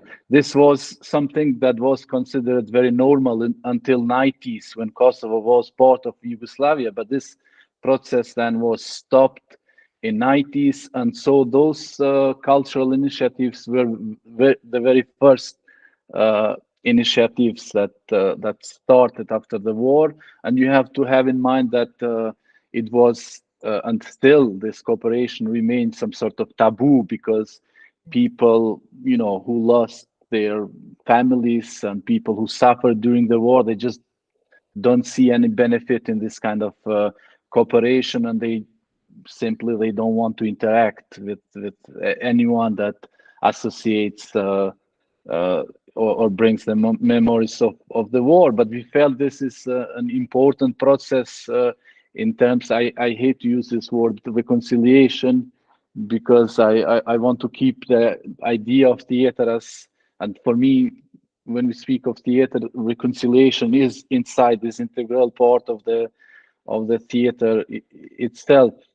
So we initiated several joint projects, including co-production. So one of the first co-production of this nature was a play called Patriotic Hypermarket that we produced in Belgrade, of course, under huge police presence. OK， 所以第一个问题其实就是关于塞尔维亚裔跟阿尔巴尼亚裔的和解这样子。然后其实我可以很荣幸的说，就是从2009年开始，就是这个Qendra的多元媒体，其实站在这一个过程，就是艺术介入这一个过程的前端，这样子，就是让不同就是塞尔维亚裔跟阿尔巴尼亚裔的艺术家，或者是在科索沃跟塞尔维亚之间的艺术家去合作。我们是战后第一个在塞尔维亚呈现我们的作品的一个剧团这样子，然后我们也是会促进真的实际的来往，譬如说就是把塞尔维亚的书就翻译到科索沃，然后相反的历史这样子。然后其实这一个到90年代，就是到战争开始之前，都是一个很正常，就是在科索沃还是南斯拉夫的一部分。那个时候还是一个正常的一个行动，就是翻译的这个部分，所以我们是在战后第一个做出这件事情的组织，因为对于其实很多人来讲，这个还是一个这样的来往或者是和解还是一个禁忌，因为非常多的人是损失他们的失去他们的家庭，然后就可能是受过很多的痛苦，这样子就觉得跟塞尔维亚来往是没有什么好处，然后就根本不想要做这件事情，因为可能会勾起他们对于战争的回忆这样子。但是对我来讲，我觉得很重要，因为在剧场里面，其实我对和解这个词，就觉得不是非常的贴切，因为本来在剧场里面就内涵了这件事情，这个是本来是剧作人在做的一件事情，然后我们也是有开出一些合作的共作的一些项目这样子，譬如说之前我们有第一个作品就是叫爱国超市，然后就是在塞尔维亚的首都去上演这样子。But you have to have in mind that the police presence was often required and needed also for the shows within Kosovo, because we understood that the role of the theater is not to become a kind of state agent, so to say, to promote national values and to become some sort of touristic agency of the state. So we took this critical position through the work we have done and we are doing at the moment in Kosovo. And of course this was and it is often considered problematic because Kosovo is still the dossier, so to say, the political dossier of Kosovo is still not finished, so it's not part of UN, and there are aspiration for Kosovo to join United Nations and NATO. And so whatever you do, whenever you treat the critical topics on stage, people have the feeling that you are basically working in the wrong direction, and that's why those terms anti-national, traitor are very often associated with the old work. So when you are critical to corruption, or when you highlight something that is problematic within the Kosovo society, people have the tendency to kind of see that as anti-national thing, because they want to keep things under the carpet, so to say, to kind of have Kosovo society being presented as an idealistic place, where nothing wrong is happening, and so we deserve the independence. But in our approach is the opposite. So we think that the healthy critical, the critical approach is healthy for the society, and therefore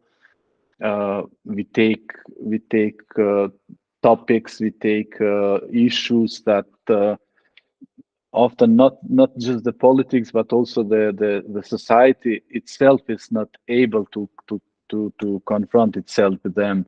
I know issues related to the war, to dealing with the past, and many other topics. 好，所以通常我们呈现我们的作品的时候，都无论在科索沃或者是在塞尔维亚，都需要警方的在场这样子。因为其实剧团的角色不是一个，就是不是国家的延伸，就不是说不是完全是推崇国家的价值，而且我们采取的是一个比较批判性的一个立场这样子。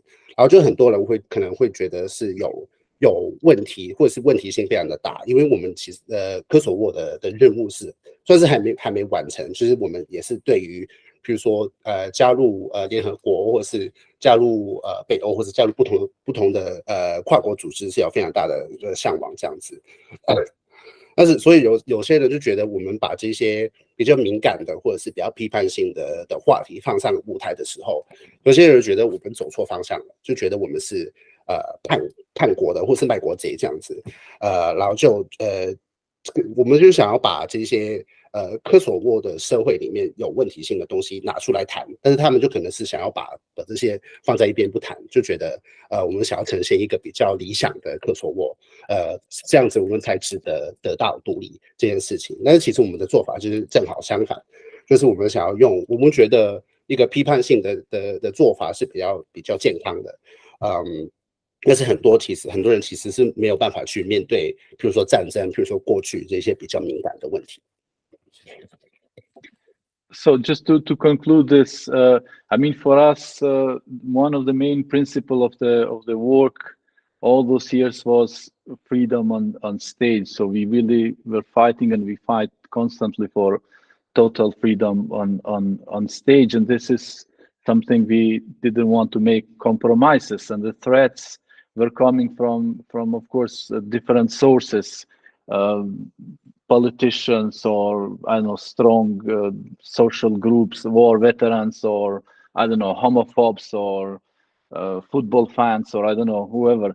So our ambition was that the space remains exterritorial space of artistic freedom, where we can work freely, because we believe that a free stage is a kind of prototype of a free society. If you don't have a free theater, I mean free stage, then it means you don't have free society actually. And of course, by dealing with issues like LGBT and promotion of the human rights in a quite conservative society, it means that you are exercising democracy on stage, and you are kind of creating little prototypes of how things should work. So, and those prototypes eventually might reflect in the audience. And I have to say that things in this society are changing very fast, and in a good direction, I would say. I mean, what was impossible to be discussed on stage 5 or 6 years ago, it became possible last year or this year. And so let's say a play about LGBT was, unimaginable, let's say 10 years ago, but then it became possible 5 years ago when we did 55 Shades of Gay. And the same year, 3 months later, the very first gay pride parade was organized in Pristina. It was, you cannot, I mean, it's hard to say that the play influenced the parade, but at least the organizers told us that when we watched the play and when we understood there were no major incidents, we felt that we can do the parade, and it's good momentum. So I mean, when I say small incidents, I don't count those threats that we receive in social medias and other little incidents. And we were able to produce several important debates in our shows. I mean, really some of the most substantial debates that were going on in the society those 20 years were mostly initiated by theater. So a couple of years ago, a play of us called Bordel Balkan initiated huge debate on the war and our relationship to the war, because of course the majority here and Kosovars were the victims of the war, but then some groups of course were associated to war crimes as well. I mean, and majority of the people is not ready to recognize that side of Kosovo as well. So that's why sometimes, those topics or politically incorrect topics can be sensitive and problematic for different groups of society. But we don't mind. I mean, if we are pissing off some homophobes and some nationalists, I mean, that's fine. Theater cannot accommodate any kind of social group. You cannot expect everybody to feel and be happy on stage. In the audience room. So if somebody is leaving, if somebody is screaming, that's completely fine. And we had cases of people jumping on stage and screaming, "This is anti-national play. This is shame on you," and things like this. So.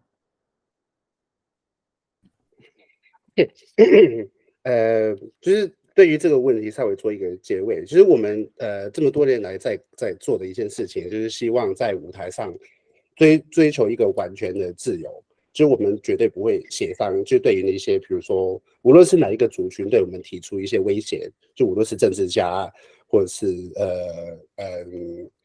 农民或者是恐同者或者是就无论是哪一个，我们就是希望在我们的剧场里面呈现一个超越地方的一种自由社会的模板这样子。因为我们觉得我们这个就是如果我们可以在舞台上面呈现的话，这可能也是可以带到观众的思考。就比如说对于 LGBT 或是人权，是在一个非常保守的一个社会里面呈现这一些，我们觉得是一个民主的实践这样子然后其实在近几年在科索沃的社会也是有非常大非常快的改变，就可能5-6年前没有办法做的事情，我们现在就可以做了，或者是10年前没有办法呈现一个关于 LGBT 的剧，但是现在我们就有办法了。就是前几年就是做了一个叫做55 Shades of Gay， 就是queer 的55种色调这样子，就有点玩弄的一个梗这样子。然后那个之后就是3年后，就是在科索沃就半年就是举办了第一个同志游行这样子。然后其实那些主办人都是跟我们说，他们以前就觉得是不可能的，但是他们看完这一个剧之后，然后就看到没有什么太大的一些负面的回响这样子，他们就有勇气去做了这样子。然后这个当然就不算在社群媒体上面的那些威胁，但是其实我们都可以说，大部分在科索沃社会里面比较重要的一些谈论或者是对话，都是从剧场开始的。就是最近有一个剧叫做 Bardo Balkan 这样子，就关于这个巴尔干的那个时候的关于战犯跟战争责任的一个话剧这样子。然后虽然说大部分的科索沃人都可以算是受害者，但是其实也是有共谋者这样子。然后大部分的人都不是想要去承认这件事情然后当然我们就是有些人进来的时候也会觉得没有办法去接受我们在做的事情，但是剧场不是为了去接纳所有这一些不同的，无论说是国家主义者或是恐同者，或者是不是为了接纳这一种人而设的。而我们之前也是有几个例子，就有一些人可能是会大喊，或者是离开，或是可能直接跳上台，然后说：“哎，你们是卖国贼这样子的事情也是有过这样。”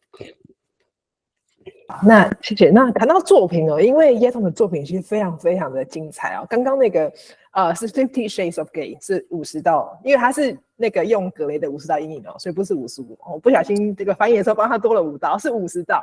那我知道有个 project 叫 Handcuff Project， 我在读资料的时候觉得超赞的。然后我想佩蔚也想要跟大家介绍这个 project 是不是？那我们是把时间交给佩蔚。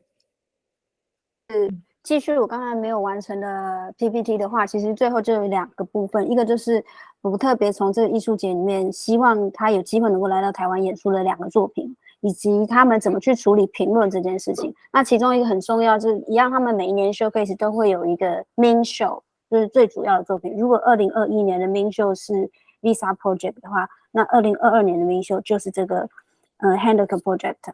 那 Qendra 是谁呢？大家可能会知道你就知道他是诺贝尔文学奖的得主嘛。那当年他得奖的时候，其实是非常大的争议，就是因为他其实是一个支持塞尔维亚狂人的，或者是他认为那个南斯拉夫的这个战争的情况，他的认为跟大部分的人认为是不一样的。那所以Jeton就透过这件事情，然后以这件事情为文本，他去处理了这样一个作品。那这个作品，我希望有时间我们可以看一下它短短的一个短片，并不是很清楚，可是你可以看到它那个视觉冲击感。所以主要他在问一个问题，就是当艺术这件事情，当言论自由超过了伦理的底线的时候，我们怎么去看待一个作品的推广？如果这个艺术家其实如果要延伸的话，其实有非常非常多事情可以延伸。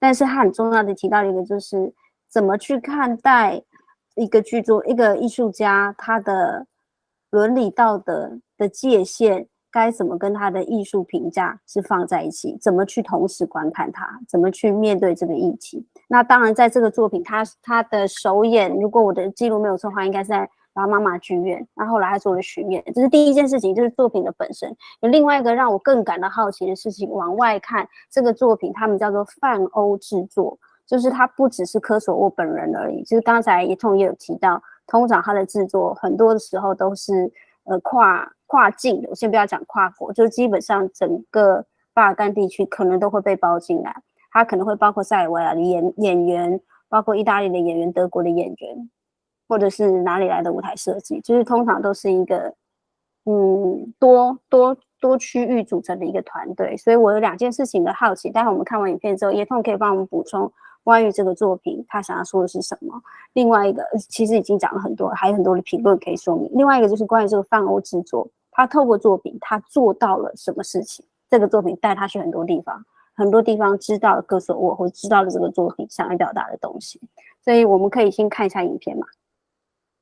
Okay, so I'm going to describe this really quickly, but one of the works that I wanted to bring to Taiwan, wanted this to come to Taiwan is the main show from the festival the iteration that I attended, which is this work on Henke, a Nobel Prize winner, but also his view of Serbia's role in the war is different from most people's. And so I'm going to show a short clip from the piece and kind of show a bit of the visual shock. But what this is really exploring is the boundary between art and freedom, right? So where do we kind of draw the line as to the ethical base of the artist and what the work is trying to show? And can we separate that from our appreciation or our criticism of its artistic value? And so it was first shown at the Oda Theater, and then it's listed as a pan-European work. And this is actually really interesting because when this is said, there's a lot of transboundary or transnational collaboration that happens here, and really it encapsulates or features a lot of people from all over the Balkans. There are German actors, there are maybe a stage designer from elsewhere, so it's very multi-area. And so I have 2 curiosities mainly regarding this. One of them is about the work itself, kind of what it's about, and then the second is more about how you do these how does this pan-European element factor into the work that you guys do. So I'm going to show the clip. It's a short clip, yeah. It is far easier, for example, to deny the murder of these 8,000 Muslims who were killed here in Srebrenica.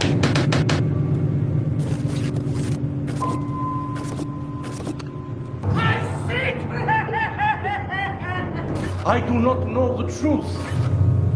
That's it, you son of a bitch. They attacked our handcap. We are in Stockholm. What is your view?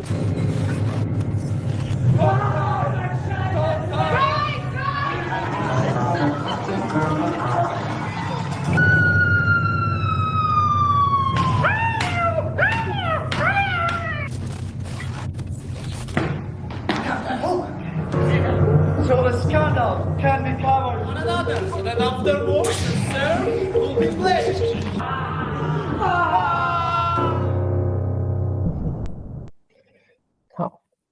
好，我觉得在剧场这行蛮美的事情，就是你有时候会遇到你还不认识的好朋友，但你见到他的作品，你就觉得 OK， 这个人就会是我的好朋友。然后，所以我跟Jeton，我跟他这个认识就有这个感觉。我看了他的作品的介绍，那所以Pei-wei刚刚有提2个问题嘛，其实Pei-wei刚刚提了蛮多的问题哦，所以看看Jeton是想要针对这个 project 回应一下这个佩伟的问题，还是要补充一下，我们都欢迎这样子。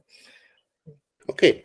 So one of the nice things I think about theater is you can see someone's work, and aside from the beauty, you also feel like, oh, immediately you know whether or not, like, you feel like this person is your friend. And so doing that, I felt that about Jeton, like meeting him today. I feel like he's immediately someone I want to be friends with.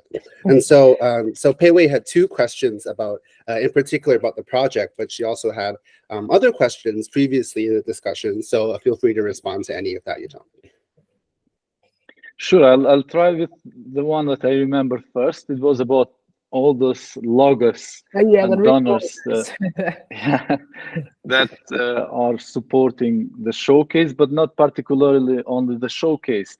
You have to have in mind that, as I briefly mentioned, Kosovo as a European project. So there is a huge, there was, and there is still a huge investment in wanting to make this country functioning. And I guess it's kind of symptomatic that after every war, there is some kind of not rush, but there is some interest of the donors in terms of reconstructing the country and the building of the civil society and building the institutions. And in the Kosovo case, that was, and it is still something ongoing.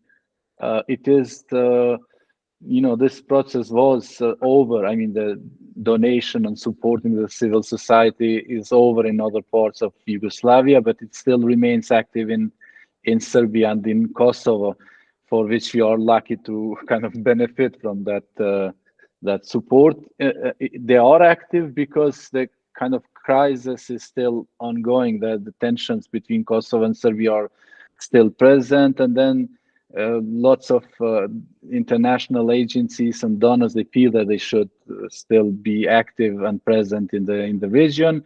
And this is how we as a cultural organization, we benefit. But I have to say that most of the funds are dedicated to the human rights, to the democratization and those, so to call them sexy terms of post-war environments. But in our case, we really worked hard not to convince them, but to keep and to remain artistically independent and to keep our artistic integrity, just so we don't become activists.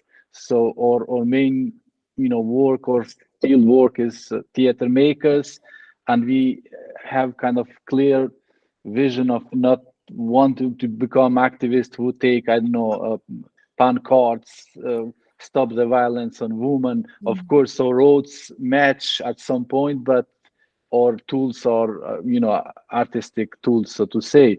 And the donors then, of course, started to be interested in our work, especially when we made some kind of international reputation. So having reviews and articles from Guardian, from New York Times, and this and that, that also had an impact in our work in terms of donors, but also impact in the audience in Kosovo, because as I was mentioning, our work was seen quite controversial and not appreciated politically, so to say, by many people.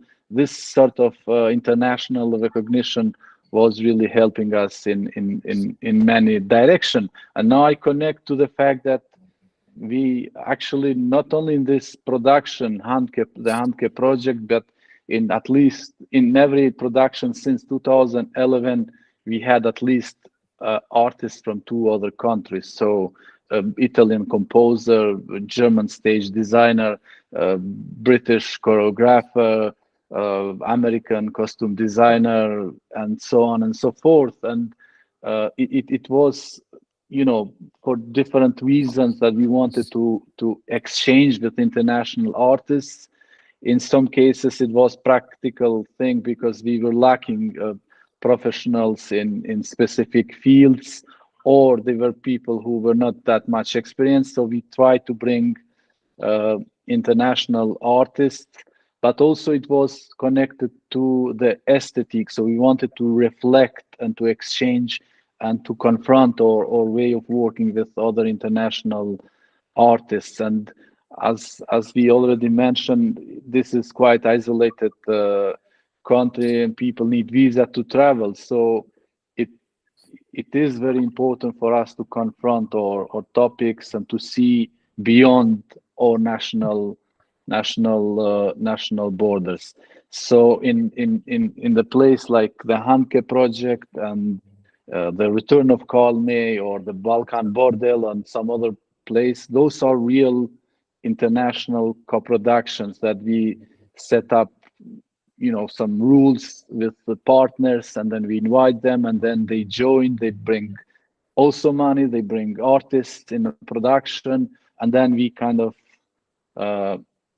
tour with those productions international. So the Hanke that you saw last year is still ongoing. So next in 10 days we have a show in Albania, then we go to Slovenia, then we go to Croatia, then we go to Italy, then I don't know where else, to Bosnia, so the Sweden. So the tour keeps continuing for the next 2-3 years, and then while the tour is going on with the old productions, 2-3, because we have 2-3 that are touring, we prepare the next one, as I already mentioned in that video, Negotiating Peace, which is now, yes, reflecting the Kosovo-Serbia context, but it is, it is very universal, I would say, ongoing issue. How do we negotiate peace? And I'm also taking examples of the Dayton Peace Agreement that stopped the war in Bosnia, but then also the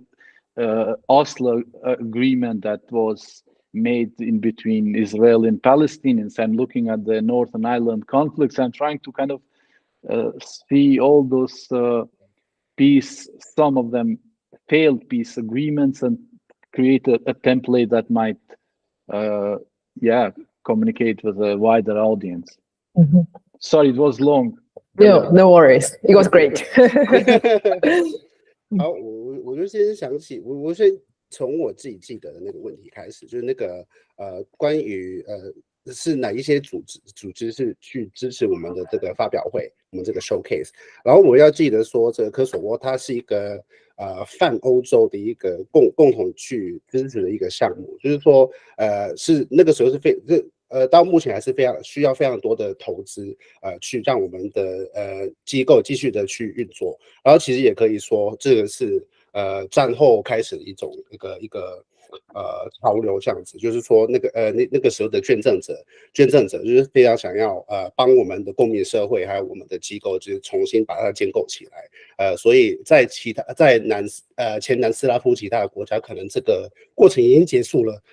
但是特别是在塞尔维亚跟科索沃，因为这个可以说危机还是有持续，因为他们两个国家之间的紧张还是持续的，所以这个过程是还没结束。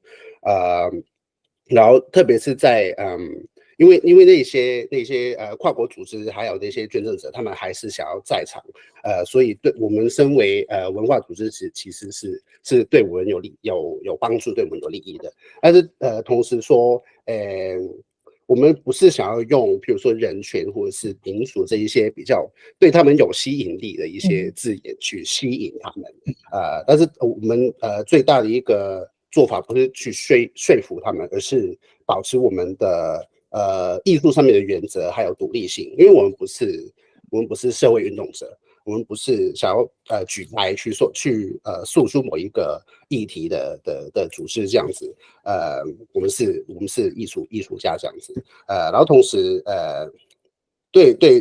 但是同时对于吸引这一些捐赠者有帮助的一些事情，就是我们得到国际的关注，就譬如说在《纽约时报》或者是卫报这一些就受到不同的评论这样子，然后就也是对于我们的本地的观众有一些影响，就是以前可能会觉得我们太政治上面太敏感，但是同时也会透过这一些评论，就是让科索沃得到多一点的国际关注这样子，然后同时，就是讲到这个从 Hanke 这一个作品，Hanke 这个作品开始，就是2011年，其实就我们很多我们的作品都是有至少从两个其他国家来的参与者或者是工作人员，就比如说那个做这个音乐作曲者是从意大利来的，或者是他那个舞台制作是从德国来的，或者是服装制作是从美国来的。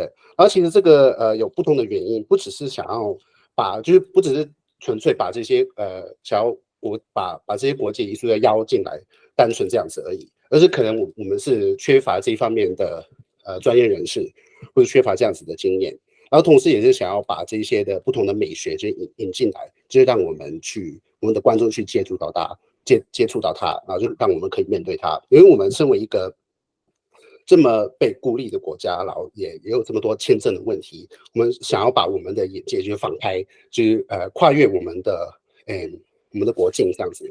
所以从 Qendra 开始，无论是什么作品，也是有这样子的因素，就是我们的真的共同制作，真的是共同制作，就是把这些国际的组织或者是艺术家邀进来，然后我们就合作，然后就把这个作品就是让它巡回演出。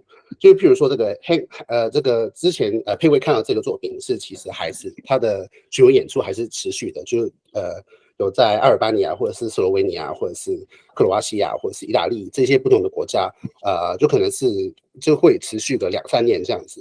然后同时也有可能2-3个作品就是在准备这样子。就比如说我在那个影片里面提到的那一个和平协商，就是我在那个作品里面也是想要把这个它的概念提升到一个比较普遍的一个层面，就不只是参考当时科索沃战争的那个 Dayton Peace Agreement， 就是那 Dayton 的和平协议这样子，但是也有比如说参考以色列跟巴勒斯坦的那个Osler 的这个协同这样子，就希望可以把这个和平协商作为一个可以提供给观众的一个一个模板这样子。好，谢谢。我想剧场很迷人的地方就是，如果我们众志成城的话，许愿有可能成真。因为我心里在许愿说，也许有一天我们真的可以把他的 project 带来台湾。我相信会给台湾的创作者跟台湾的观众有很多不一样的想法。至少就我个人而言，我每次跟Jeton聊天，聊科索沃的历史，聊剧场的发展，总有一种照镜子的感觉。那今天我们已经差不多到我们这一场国际连线场次的尾声了，然后我要特别谢谢Jeton，谢谢Pei-wei，然后谢谢我们的口译伙伴一诺以及所有的工作人员。那我们接下来是不是我们直播先停，然后我们大家愿意留下来开一个镜头的话，我们可以大合照好吗？就是大合照时间。So we are at the end of the section.